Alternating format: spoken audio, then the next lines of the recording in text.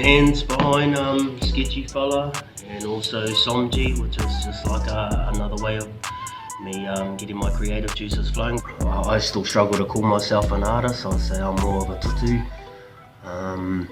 I'm not a furniture maker, a cabinet maker by any means, but I enjoy making it, so it's just solely a tutu. My darling Ruth, together her and I have got Journey Studio here, which we both do our own creative gigs here. In this first year we're looking to fully establish ourselves and just get this place to be well known, and a place where we can get our manuhiri to Whangarei to stop in here. I can remember this place as a teenager growing up. Saturday in the mall was packed and you'd catch up with everyone. Now it's a bit of a ghost town in there. But the big goal for Ruth and I is we'd love to set up a creative hub here in Whangarei. We can also just take advantage of 100 Wasa opening up and then giving visitors to our region something else as well apart from just the town basins. So our kaupapa here is more about not competing with anybody, it's about working with everyone.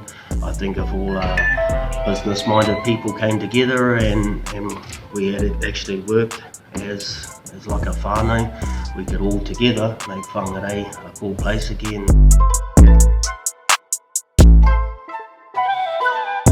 Just believe in yourself, know what you're good at, know your game, and run a tight ship.